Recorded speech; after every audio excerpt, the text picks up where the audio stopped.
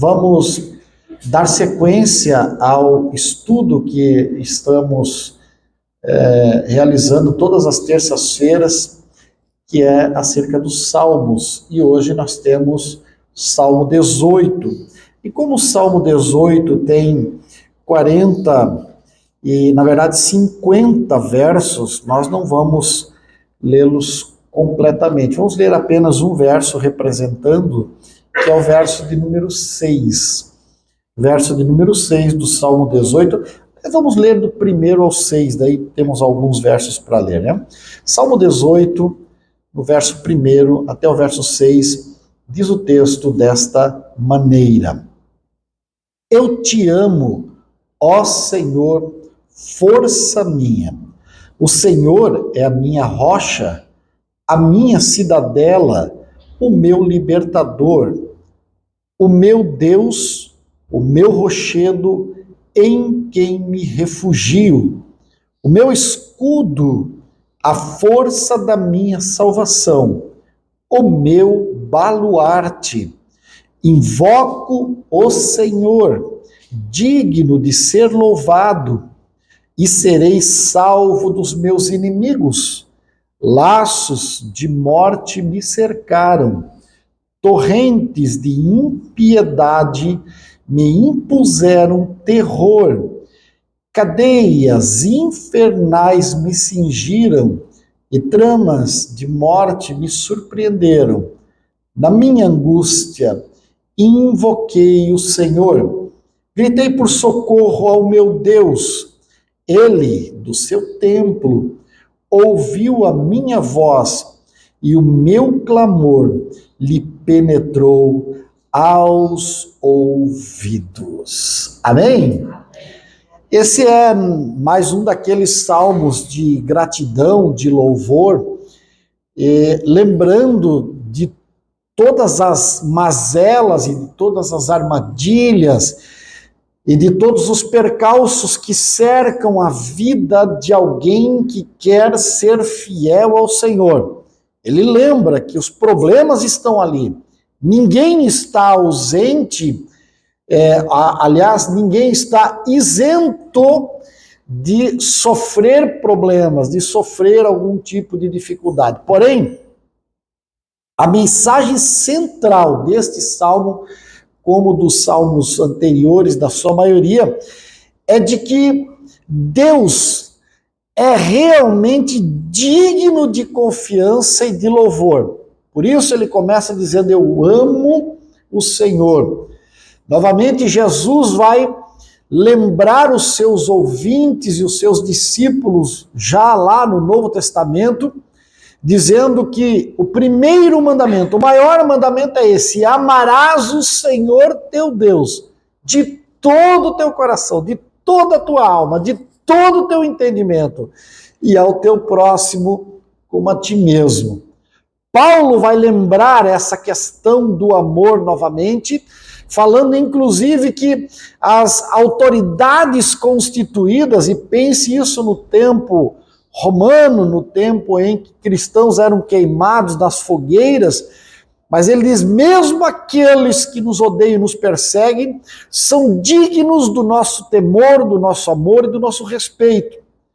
E novamente Jesus, no apagar das luzes apocalípticas, ele vai lembrar o João que ele deve mandar uma mensagem para o seu pastor lá da igreja de Éfeso, dizendo: arrepende-te e volta à prática do primeiro amor. Então o amor é algo que perpassa as páginas sagradas e precisa estar em ação, em atividade nos nossos relacionamentos, seja de nós para com Deus, seja de nós para com o próximo e de nós para conosco mesmo.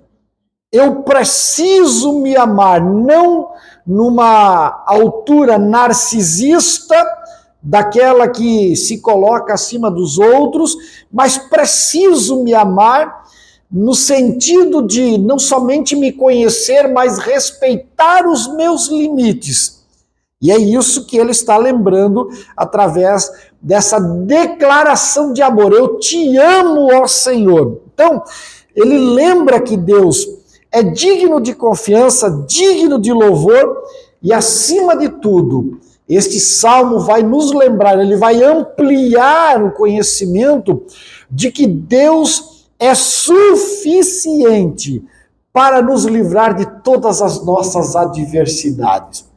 Não que ele vai te colocar dentro de uma redoma de vidro à prova de bala e vai te blindar de todas as dificuldades. Não. Mesmo as dificuldades podem ser didáticas, mas se for necessário que eu passe por um processo didático em que a dificuldade ou mesmo a morte bata na minha porta, ele me dá garantia dizendo: eis que estou convosco todos os dias, até a consumação dos séculos. Então, quando eu lembro disso, eu tenho muito mais certeza de que Deus é digno de confiança, de que mesmo que eu pense, seja tentado a refletir, de que estou sozinho no mundo, perdido nos escombros da minha infelicidade, nos pântanos criados pelas minhas inconsequentes decisões, mesmo lá, no profundo do poço, e é o próprio salmista que vai nos falar lá depois do Salmo 139, dizendo: se eu colocar a minha cama no Hades, escuta, quem é que coloca a cama no inferno de propósito? A cama nós colocamos de preferência no quarto. E o quarto, ele é um local sagrado para a família, para o casal, para a pessoa. O quarto é sagrado. Quarto você não leva visita, não deve. Ninguém deve sentar na sua cama, ninguém deve entrar no seu quarto. O quarto é local sagrado. O quarto nem televisão deveria ter, o quarto deve ter a cama, o guarda-roupa, talvez uma cadeira ou um móvel para você dobrar o joelho, e só. O quarto é local de intimidade entre o casal e o casal e Deus. E só. E se for solteiro, entre a pessoa e Deus. Ali é local para isso. Então, Davi nos lembra que se nós agirmos desta maneira, nós teremos a certeza de que ele vai cuidar de nós, porque ele é digno disso aí. E aí, quando você olha o Davi escrevendo, se eu colocar a minha cama no inferno. Então ninguém coloca a cama no inferno por vontade própria. Mas às vezes, nós construímos o local da nossa paz em um local turbulento, com ações, com decisões, com vontades, com coisas que nós fazemos, acabamos criando não um local de sono e tranquilidade, mas um momento de puro pavor para a nossa alma. Mas ele diz, mesmo que eu fizer essa bobagem de colocar a minha cama no inferno, eu sei que tu estás lá comigo. Se eu pegar e tomar as asas da águia e conseguir subir lá, acima do Monte Everest, acima dos 8.000 e poucos metros de altura, lá onde o ar é rarefeito, não consegue nem respirar direito. Se alguém fizer a loucura de colocar a cama lá no topo do Monte Everest, não consegue respirar. Fica arfando como um peixe que pulou do aquário e caiu no carpete. Ainda assim, o Senhor promete, eu vou estar contigo lá. Você entende o que é que Davi está querendo passar para nós nesse salmo? Qual é a recordação que ele tem de todos os seus erros do passado? E aqui no Salmo 18 pressupõe os teólogos que fazem análise mais profunda, pressupõe que ainda não é o Davi que faz toda a bobagem da velhice, não. Ainda é um Davi jovem, porque se você tiver o cuidado de abrir segundo o livro de Samuel, no capítulo 22, você vai observar que é praticamente ipsis literis, tirando umas poucas palavras que diferem, é o mesmo salmo que está lá. É um Davi que está chegando ao fim da vida, dizendo assim, eu já conquistei, parece-nos que são 8 nações que incomodavam de maneira tremenda Israel, e essas 8 nações foram derrotadas por Davi. Agora elas não incomodam mais. Davi consegue estabelecer à sua volta um reinado de paz. Ele entrega de mão beijada para seu filho Salomão um reino de paz, porque ele foi um homem de guerra, um homem de espada, de sangue nas mãos. E ele diz, eu estou chegando ao fim da minha vida, eu te amo, Senhor, eu quero construir uma casa para o Senhor. Quantas vezes nós desejamos fazer alguma coisa na obra de Deus para agradar o nosso Deus? E Deus diz, tu não. Você eu não quero. Eu vou deixar para o teu filho fazer, vou deixar para o teu vizinho, vou deixar para o irmão, vou deixar para o próximo pastor, para o próximo líder, mas você não vai fazer. E você diz, mas, meu Deus, podia ser eu, mas não é você. Não é você. No caso de Davi, o Senhor ainda justifica. Tu tem muito sangue na mão para construir uma casa para mim e um santuário onde eu vou ser buscado pelos povos. Junta o material, deixa tudo prontinho aí que o teu filho vai construir. Teu filho não vai ser homem de espada, mas ele vai construir essa casa para mim. Você entende que não é somente porque você tem boas intenções que Deus vai aprovar os teus projetos? Mais boa intenção do que tinha Davi, homem segundo o coração de Deus, homem que agradava a Deus, homem que fez a vontade de Deus, homem que foi buscado por Deus, ungido 3 vezes como rei de Israel, uma vez na casa do seu pai, outra vez para uma tribo apenas, e depois sobre todo Israel. Mas Deus diz, tudo bem, está tudo certo, mas isso tu não vais fazer. E às vezes nós nos estrebuchamos, não, mas eu quero fazer isso, eu quero realizar aquele outro, eu quero fazer aquele... Não. Fica na tua insignificância, que tá bom. Se você entender que Deus já fez tudo o que você não merecia, mandando Jesus para representá-lo na cruz do Calvário e morrer pelos teus pecados, quando você entender isso, você não vai ter mais tempo para pedir mais nada. Você não vai ter mais coragem de dizer, Senhor, eu quero isso, eu quero aquilo, eu quero aquele outro, eu quero aquele... Não. Você vai passar o resto da sua vida dobrando os teus joelhos para dizer obrigado, obrigado, obrigado, obrigado, eu te louvo, eu te adoro, eu te exalto, eu não mereço. Quem cortou o dedo ultimamente? Alguém cortou o dedo? Seus trabalhos, seus afazeres? Nos últimos 3 meses aí, quem que fez um corte na mão aí? Quem que fez? Alguns fizeram. Quem se machucou, caiu, ralou o joelho, quebrou alguma coisa? Alguns fizeram.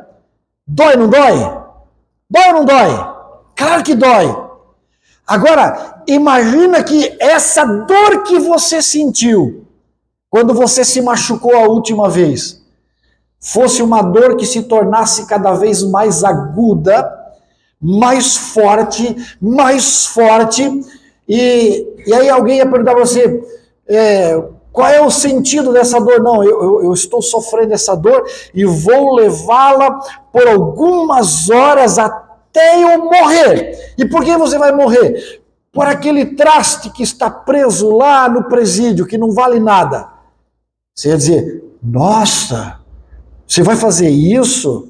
Pois é, aquele traste lá, ou esse traste aqui, ou esse traste que está sentado na minha frente, ou esse traste que está me vendo pela internet agora, nenhum de nós valíamos nada. Nenhum de nós merecíamos nada. J. Neto canta um hino antigo lá da década de 80, de 90, dizendo, nós somos o resto do barro que sobrou. E para mim a melhor definição, o resto do barro que sobrou. Não merecíamos nada, mas Jesus veio e disse, Eles nem nasceram, eles nem erraram ainda, eles ainda vão nascer e vão errar. Mas eu vou dar a minha vida por ele. Eu vou morrer por ele. Você entende isso? Ele passou dores por nós, ele entregou sua vida por nós. E aí nós temos a coragem de esquecer de agradecer e gastar horas pedindo. Ah, pastor, mas tem a oração da intercessão, ok. E ele mesmo nos ensina a interceder quando nos ensina a oração do Pai Nosso como um modelo. Tá tudo certo, mas gaste muito mais tempo com gratidão do que na ingratidão, pedindo aquilo que Deus não quer para você. Porque às vezes pedimos errado e pedimos coisas que vão nos machucar no futuro. Então é uma questão de pesar na balança, né? Mas, veja, como eu disse, Davi escreve este Salmo 18 já na sua maturidade, mas ainda antes de cometer todos aqueles pecados, e é por isso que esse poema que você vai encontrar em 2 Samuel, no capítulo 22, a partir do verso 1, vai nos lembrar a força, e Davi usa, quando você vai ler todos os versículos, Davi usa muito essa força de guerra, de derrota, até porque, como eu disse, ele derrotou em pelo menos 8 nações, e aí esse Salmo 18, ele vai se apresentar, na verdade, como o cântico de um guerreiro. Você é guerreiro? Você é guerreiro? Você é guerreiro? Você guerreou já? Você já precisou brigar por alguma coisa? Nem que seja pelo último pedaço de bife no prato na hora do almoço, você já brigou por alguma coisa?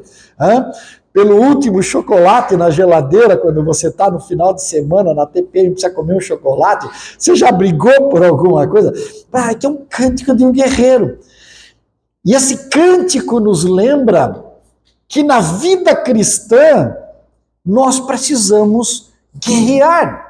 Fazer força, pastor, mas Jesus falou que nós somos da paz. Não, mas não é o que você está pensando. A guerra que nós precisamos fazer é uma guerra para evitar o mal e tentar fazer o bem. Você lembra do apóstolo Paulo, capítulo 6, capítulo 7 de Romanos? Ele diz, há um bem proposto para que eu faça. E eu tento, mas não consigo. Mas também há um mal que se aproxima para me ludibriar a alma, me enganar e me levar para longe do Senhor. E esse eu não quero, mas quando eu vejo, eu já cometi. E de maneira que na minha carne há uma guerra guerreando nos meus membros para levar-me a fazer coisas erradas. Quando eu quero fazer o certo, eu não consigo. E ele termina o capítulo 7 dizendo, desventurado. Ai, que palavra bonita. Vou falar na palavra que seria mais adequada. Miserável homem que sou. Quem? E ele faz a pergunta, quem me livrará do corpo desta morte? É bom porque ele mesmo responde no capítulo 8, que é o capítulo seguinte, dizendo, já agora, nenhuma condenação há para os que estão em Cristo Jesus. E aí, que muita coisa neste salmo, como bem escreve o teólogo Calvino, né? Diz que muita coisa nesse salmo se aplica melhor a Cristo do que a Davi. Novamente, o Davi inspirado pelo Espírito Santo, escrevendo de maneira profética, são salmos messiânicos, né? E é por isso que você vai observar que, mesmo em Romanos, no capítulo 15, lá pelo versículo 49, Paulo ele nos mostra que ele não precisava de nenhum argumento para apoiar a ideia de que esse salmo, boa parte, ele se trata de uma profecia messiânica referindo-se ao Cristo.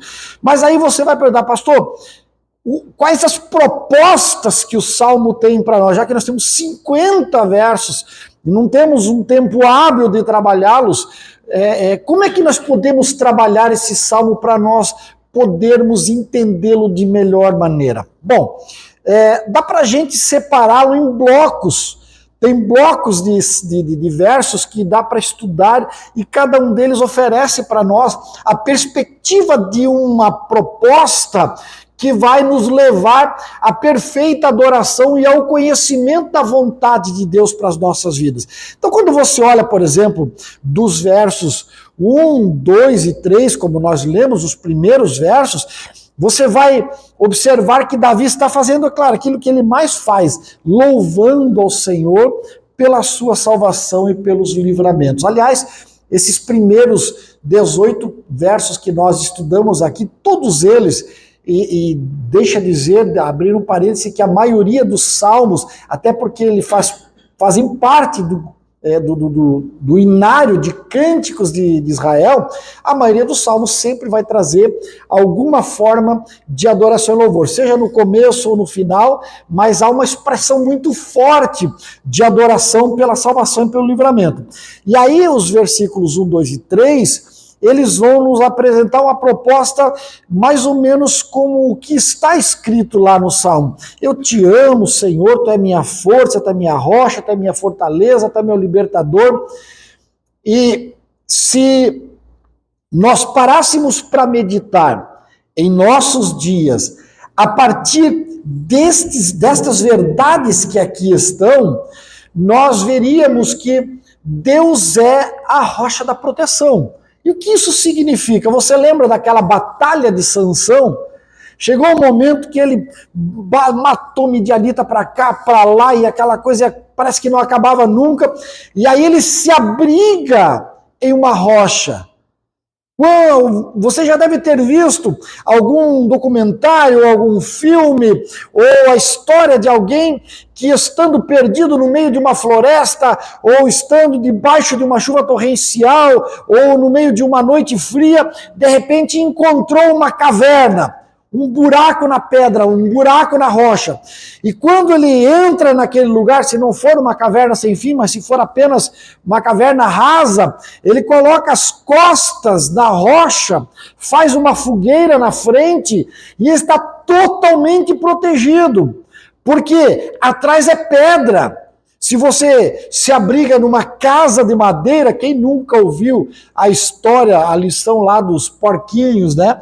Que construíram as suas casinhas e o lobo mau veio e soprou. E a primeira casa era de palha e ele soprou e a casa foi embora e o porquinho virou leitão a pururuca. E aí foi no segundo e o segundo construiu uma casa de madeira. Ele soprou um pouco mais, fez mais força porque a madeira se une com pregos e tal. Mas por fim a casa caiu e foi mais um leitãozinho a pururuca. Mas o terceiro se esforçou e construiu de tijolos, de pedras, enfim. E quando o lobo soprou, a casa não caiu. E esta é a ideia. Você se abriga em algum tipo de Deus deste mundo, ou algum tipo de entidade representada por uma imagem, ou você se abriga na força do seu conhecimento, da sua intelectualidade, ou você se abriga na capacidade de gerenciar as suas finanças, ou na sua própria arrogância, tudo isso cairá. Mas Davi diz, o Senhor não, o Senhor é rocha. Rocha não cai, rocha permanece. Rocha é firme, rocha é fiel. Aleluia. Glória a Deus.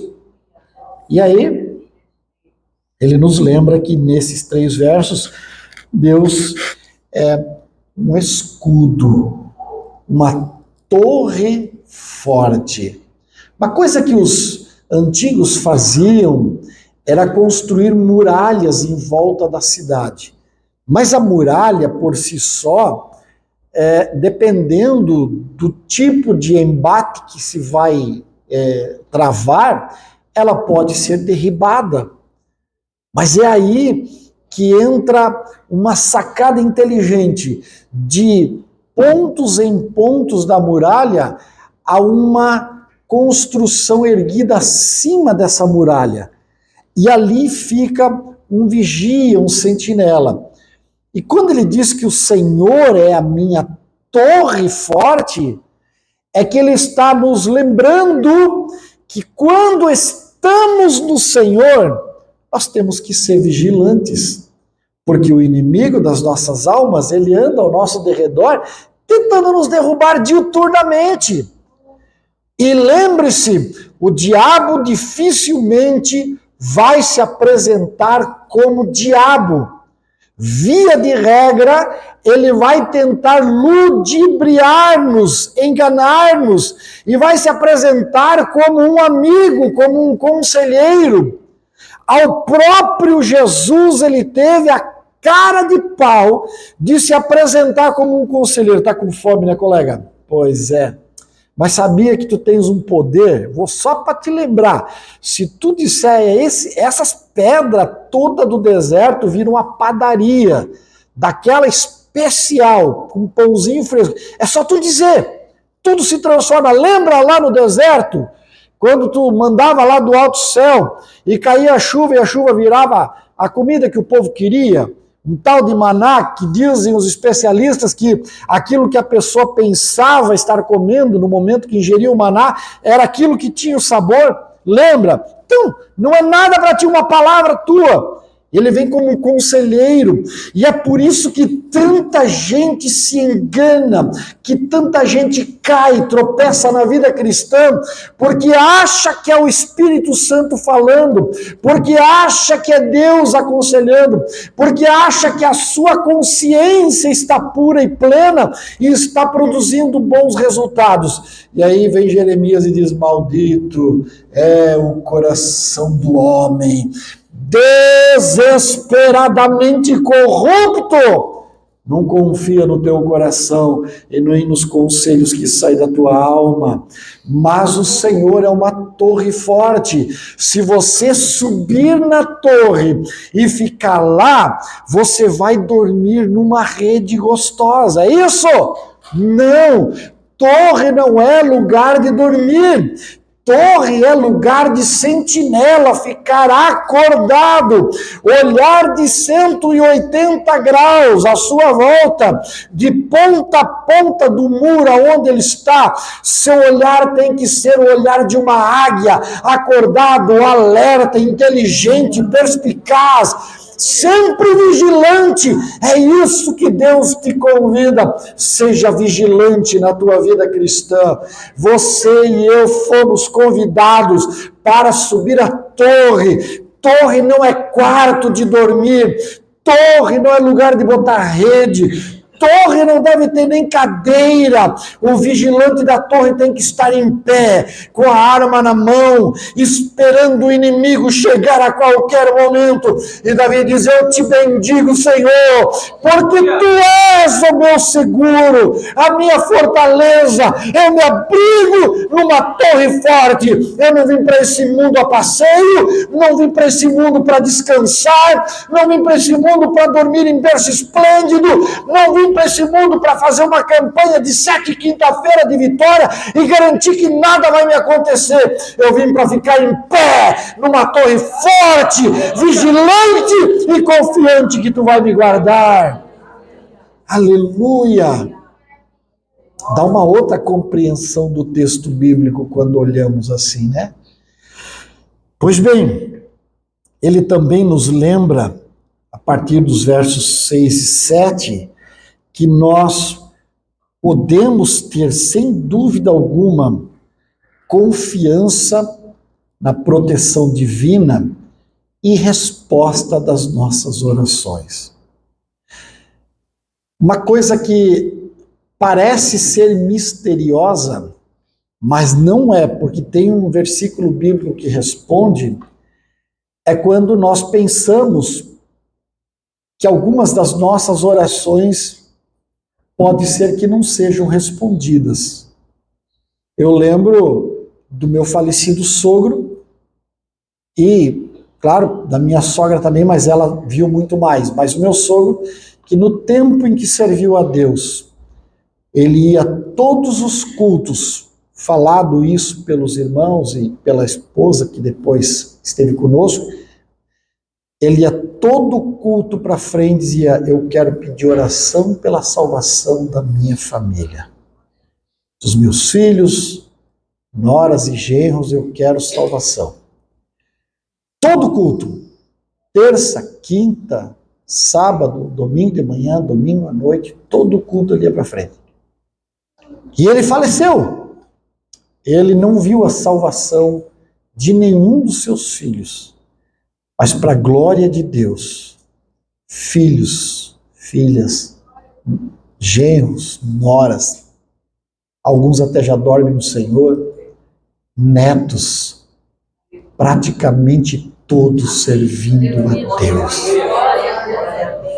E hoje você vai dizer assim, mas ele não viu. E pode ser que eu também não veja a resposta de algumas das minhas orações. Como é que fica, pastor?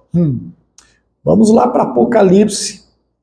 Diz que no momento em que Deus está para julgar este mundo, porque é chegada a hora do príncipe das trevas dominar e a igreja ser arrebatada, a Bíblia diz que o anjo pega as orações dos santos, coloca dentro de uma cumbuca misturado com brasas do altar de Deus, faz um caldeirão poderoso e gira e lança na terra, e aquilo é juízo sobre as nações.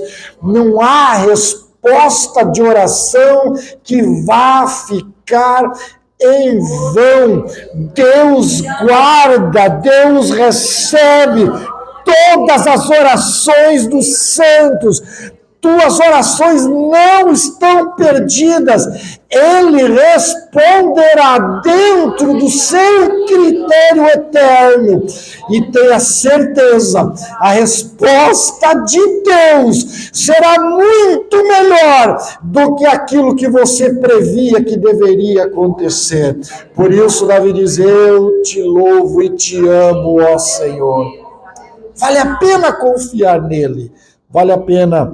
Ele diz, porque eu quando gritei por ajuda, o Senhor me ouviu e me salvou da morte. Tem uma terceira verdade que nós podemos extrair, que é no bloco dos versos 8, 9, 10, 11, 12, 13, 14 e 15. De 8 a 15, ele vai nos lembrar que apesar de parecer que o tempo se arrasta, parecer que as coisas não acontecem, mas sim, Deus intervém. E mesmo através da natureza, o seu poder se manifesta. Para nós parece que não. Para nós, humanos, parece que as coisas vão rolando na sua naturalidade. Mas Davi nos lembra, sim, há uma intervenção divina. E a gente poderia pensar o seguinte, extraído desses versos 8 a 15, ele vai dizer, então, na sua ira, ele repreendeu o mar e o fez secar. Onde é que ele fez isso? Lá quando Moisés estava atravessando o mar de juncos, né? Ele abriu um caminho no leito do oceano e nós passamos pelas águas. E é interessante que ele vai dizer, foi assim que o Senhor me salvou dos meus inimigos. Davi não vivenciou aquilo que Moisés, há muitos anos separando um do outro, mas ele compara para a sua própria vida, dizendo quantas vezes, assim como Israel passou a pé enxuto no meio do mar de junco, nós também passamos, eu também passei. Olhando para trás agora, parece que não foi nada, que foi uma coisa normal. Eu não sei qual foi o maior milagre. Moisés com o povo passar a pé enxuto no mar de junco, ou Faraó com carros e cavalos se afogar em 20 centímetros de água. Não sei qual foi o maior milagre, mas fato é que foi milagre. Davi compara isso na sua vida. Ele olha para trás e diz, parece, eu passei assim, nem vi o que estava acontecendo, mas o Senhor me deu livramento. E um dia, eu quero sentar lá no céu com o Senhor. Talvez não precisa ser com ele, porque ele tem tantas coisas para resolver, tem tanta gente para pedir autógrafo para Jesus daquele dia, mas pode ser com um anjo, não tem problema. Eu só quero que Jesus me dê autorização para um anjo me levar num quartinho separado, ligar um data show lá, passar a história da minha vida e me mostrar quantos livramentos ele me deu. Porque eu quero ter motivo maior do que você para louvar a Deus toda a eternidade e dizer: santo, santo, santo é o Senhor. Eu estava procurando emprego no ano de 92, eu estava procurando emprego. E quem conhece Joinville, Rua Doutor João Colim, é uma das artérias principais que cruza a cidade norte a sul. E eu estava andando na altura da antiga prefeitura e uma quadra antes, do lado direito, tinha uma loja 1001 e era um estacionamento em cima da calçada, como a gente coloca, sobe assim na calçada e os carros ficam meio no caminho do pedestre. O pedestre tem que desviar pela beira da rua, né? Você já viu aquele estacionamento? Cabiam uns 4 ou 5 carros ali. E eu estava uma quadra antes para atravessar a rua e entrar naquela calçada que ia passar na frente da loja 1001 ali. E eu estava passando bem na esquina, era uma livraria, e claro, rato de biblioteca, né? Os livros me chamaram a atenção, quebrei o pescoço, mas eu estava com pressa, estava levando currículo em lojas e tal, em empresas. E quando eu botei o pé na calçada para atravessar a rua e continuar na outra calçada, eu escutei: para! Volta! E eu não discuto quando ouço a voz do Espírito Santo, porque eu conheço ela. Eu estatelei, virei e disse: se é para voltar, eu vou grudar aqui na vitrine da livraria e vou ficar olhando os livros. E eu voltei, dei 3 passos, e quando parei na vitrine, eu escutei um estouro atrás de mim. Estouro alto. Pá! E uma carretinha, daquela que você puxa atrás do carro com material de construção, com bitoneira, uma carretinha carregada daquela estourou do engate do carro que ia passando aqui, e a carretinha foi exatamente na direção da calçada onde eu estaria atravessando, e ela foi batendo aquela ponta assim, e logo na frente tinha um Opala parado, nunca me esqueço, um Opala, aquela ponta que vai engatado no carro, ela entrou no banco traseiro, na lateral do banco traseiro do carro, do Opala, e furou como papelão, e saiu lá do outro lado, assim, colou a carretinha praticamente dentro do Opala. E na hora eu entendi que eu fui livre de morrer, de ser partido no meio naquele dia. Então, este foi um livramento que eu vi. Eu ouvi, vi e vi. Mas quantos que eu não sei? Um dia eu estava vindo, eu dava aula em Barra Velha, e depois da aula, geralmente, eu ia na casa do pastor, lá nós fazíamos uma sopa e tal, falecido pastor Campos, hoje já dorme no Senhor, e nós tomamos uma sopa lá e saí, já era quase meia-noite, e quando eu estou passando um ponto lá depois do posto Rudinick, numa curva, eu escutei a voz do Espírito Santo falar: estou te dando livramento de morte. Mas eu continuei normal, encostei o carro. Outro dia fui trabalhar, eu ia de Topique, à noite, pegamos o carro para ir para a igreja, e eu andei uma quadra, porque como era estrada de terra, a irmã Eliane não queria estragar o sol do sapato, a gente ia de carro, era uma quadra só. Fomos ali, paramos, quando nós saímos, eu escutei um estouro e o carro começou um barulho de borbulho. A bateria estava para estourar. Eu, sorte que eu tinha carro velho naquela época, tinha que ter sempre chave na mão, pulei com a chave, já tirei o cabo da bateria. Encostava, aquilo faiscava tudo. E fui ver, estava colado o cabo que desce da bateria e vai para o motor de arranque, ele soltou e colou no escapamento. Ele derreteu a borracha, aquela borracha grossa, e colou no escapamento. Na minha visão, no meio da estrada, já estava colado, já estava em curto, e quando o Senhor falou comigo: estou te dando livramento de morte, é porque era para ter desligado tudo no meio da BR, a 100 por hora, para ter capotado, para ter morrido, Então são tantos os livramentos que Deus te dá, que Deus nos dá, que nós podemos, como Davi, dizer: Deus é aquele que está intervindo nas nossas vidas e o seu poder se manifesta a todo momento nos dando livramento. Bendito seja o Senhor. Por isso Davi começa dizendo: eu te amo, Senhor, com toda a minha força. E essa tem que ser a minha e a sua postura. Eu te amo, Senhor. Quarto bloco de versos que nós podemos extrair aqui são os versos 30 e 31, quando ele diz que o caminho de Deus é perfeito e os seus mandamentos são verdadeiros. Ele nos lembra novamente que nos tempos das dificuldades, Deus é o refúgio. Refúgio é aquele lugar que a gente se esconde, né?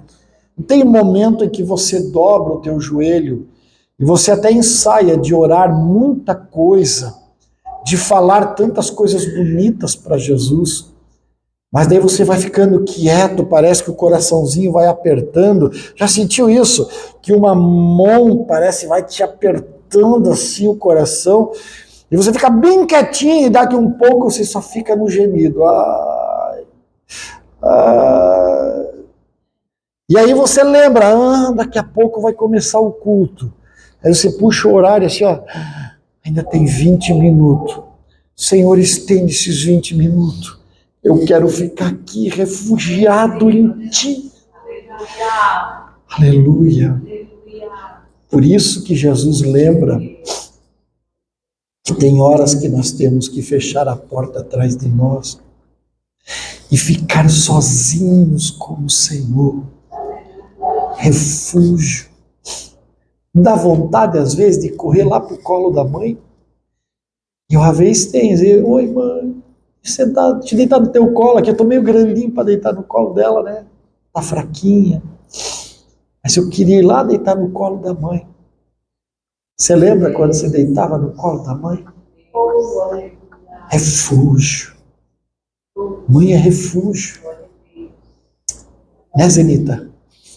Quantos anos está o Rafael? 42.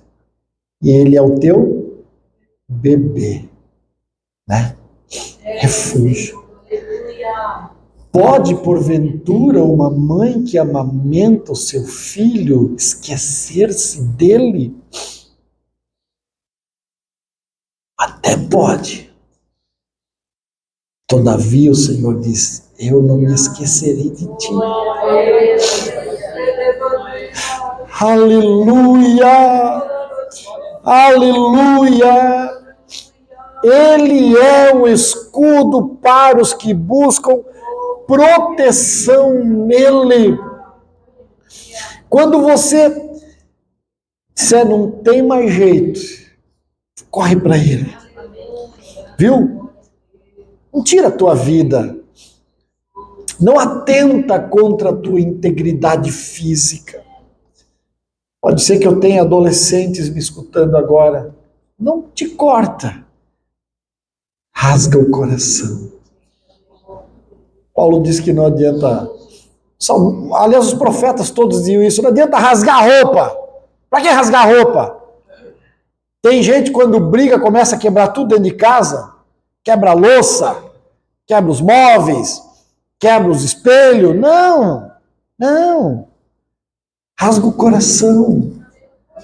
Te joga nos braços dele. Confia nele. Busca nele. Ele tem a solução para a tua existência malfadada. Essa existência que você não compreende e às vezes diz: eu estou já farto do que estou passando, não suporto mais a vida. Coloca essa vida nos braços dele e passa a entender o real significado da tua existência. Eu nasci foi para te adorar, Senhor. Aleluia! É onde Davi vai fechar o bloco dos versos 46 a 49, com gratidão e com louvor pela fidelidade do Senhor. Porque quem experimenta essa fidelidade, Quem experimenta estes livramentos do Senhor? Quem experimenta, meu irmão, ele vai dizer: o Senhor vive, bendita seja a minha rocha, que Deus, o meu Salvador, seja engrandecido. Você lembra daquela história de Amã e de Mardoqueu, Mordecai, conforme a tradução? O que o rei deve fazer ao homem que deseja honrar? Põe a veste do rei, põe em cima do cavalo do rei e pega o maior conselheiro do rei e manda puxar o cavalo e dizer: assim fará o rei ao homem que ele deseja agradar. Então vai lá, meu filho, vai lá, faz isso, o Senhor seja engrandecido, aleluia. Você já parou para pensar quem somos nós, irmãos? Você já parou para pensar quem é você na fila do pão? Num mundo de 8 bilhões de pessoas, você podia estar agora com uma bomba atada no corpo, querendo morrer por um Deus que não existe.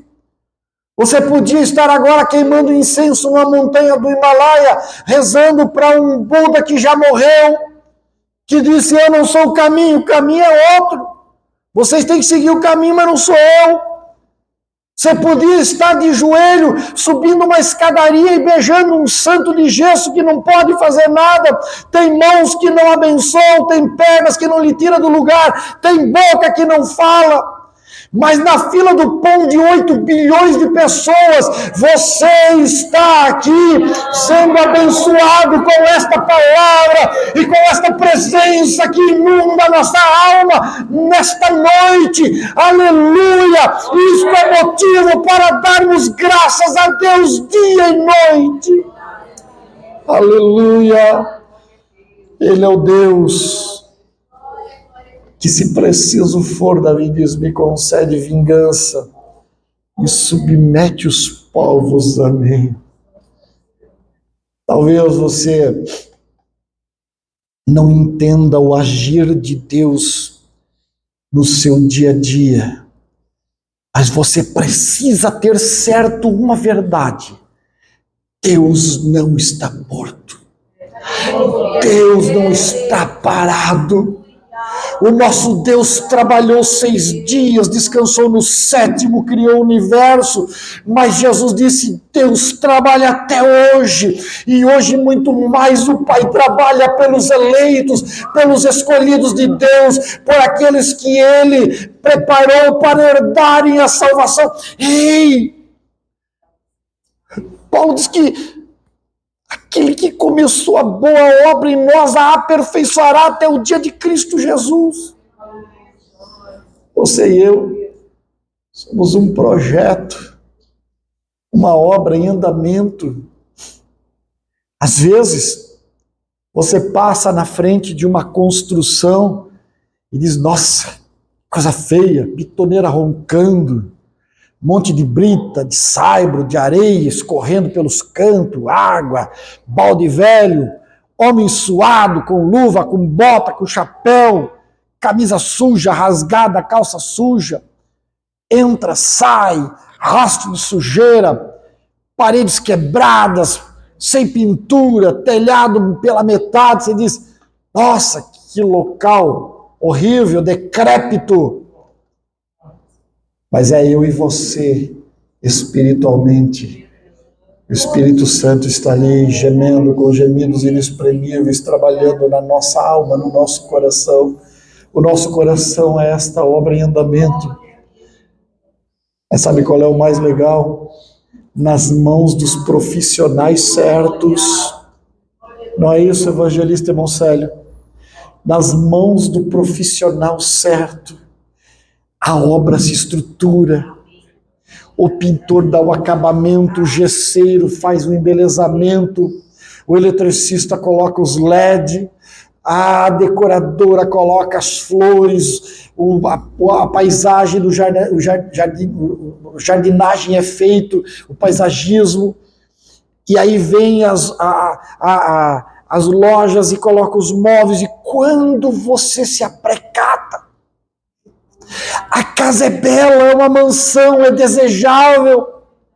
Você acha que o diabo, teu adversário, está feliz com esta beleza que você não vê hoje, mas o Espírito Santo já proclama lá na eternidade: ele é meu, ele é meu, ele é meu, ele é minha. Você acha que o diabo não sabe o que vai sair? Ele já foi lá e olhou no projeto de Deus, ele sabe qual é o projeto final, ele sabe o que é uma alma redimida pelo sangue de Jesus, vestida com vestes de salvação. Ele sabe que você vai ficar bonito. Ele quer te destruir antes. Ele quer fazer como aquele comprador que chega e desvaloriza, dizendo: ui, mas você vai pedir tanto por isso? Mas olha que coisa feia, que obra mal acabada. E ele vai te desvalorizar dia e noite, dizendo: você não pode, você não deve, você não tem, você não é para você, isso aqui não é para ti, é para ti. O Senhor Jesus morreu na cruz do Calvário pela tua alma, e você precisa entender isso hoje, de uma vez por todas. É para ti. Há um projeto de Deus para a tua vida. Você precisa ficar firme na tua posição e deixar que aquele que começou a boa obra aperfeiçoe. Ele está adornando a sua noiva. Breve ouviremos o toque da trombeta e todos nos apresentaremos como noiva eleita. Aleluia, diante do Senhor dos Exércitos. Que esta palavra te incentive a permanecer fiel ao Senhor. E que você possa guardar o teu coração, entendendo que o Senhor está cuidando de nós. Amém, queridos?